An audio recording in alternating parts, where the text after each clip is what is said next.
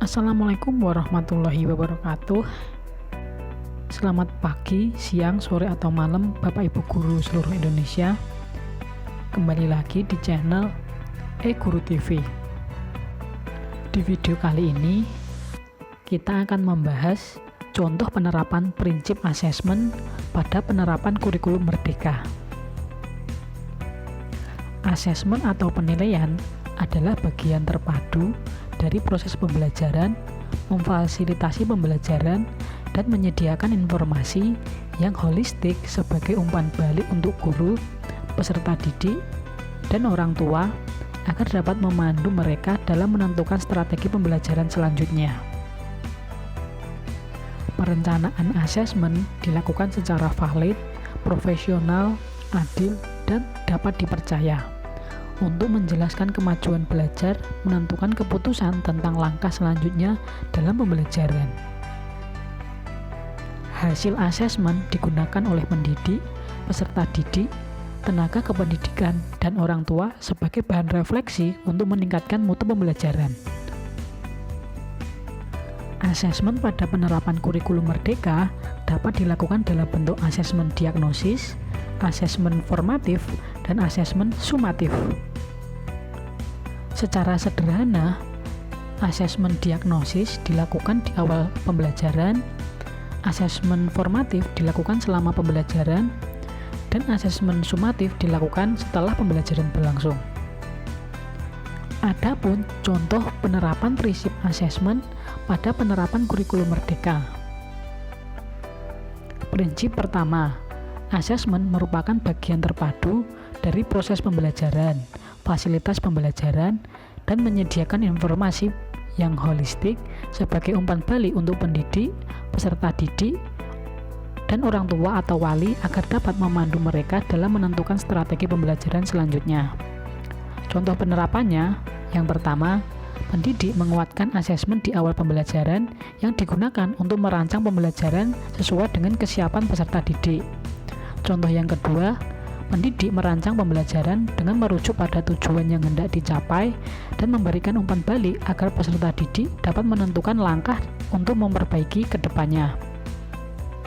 Kemudian, prinsip kedua, asesmen dirancang dan dilakukan sesuai dengan fungsi asesmen tersebut dengan keleluasaan untuk menentukan teknik dan waktu pelaksanaan asesmen agar efektif mencapai tujuan pembelajaran.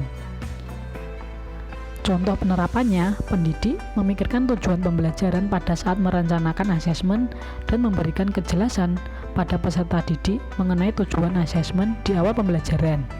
Yang kedua, pendidik menggunakan teknik asesmen yang beragam sesuai dengan fungsi dan tujuan asesmen.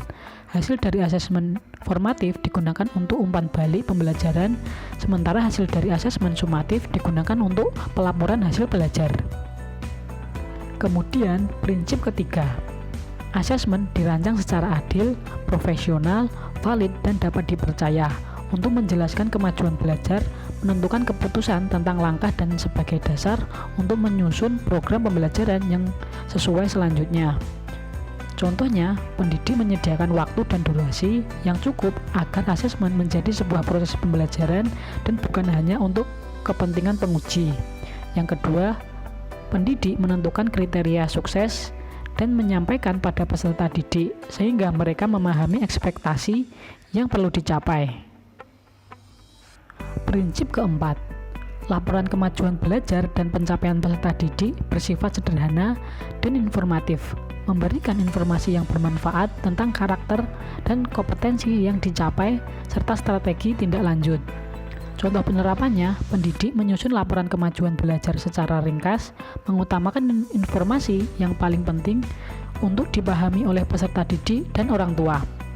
Contoh yang kedua, pendidik memberikan umpan balik secara berkala kepada peserta didik dan mendiskusikannya tindak lanjut bersama-sama beserta orang tua. Kemudian, prinsip yang kelima atau yang terakhir, hasil asesmen digunakan oleh peserta didik, pendidik, tenaga pendidikan, dan orang tua atau wali sebagai bahan refleksi untuk meningkatkan mutu pembelajaran. Contoh penerapannya, pendidik menyediakan waktu bagi guru untuk membaca, menganalisis, dan melakukan refleksi hasil asesmen. Contoh yang kedua, pendidik memberikan umpan balik secara berkala kepada peserta didik dan mendiskusikan tindak selanjutnya bersama orang tua.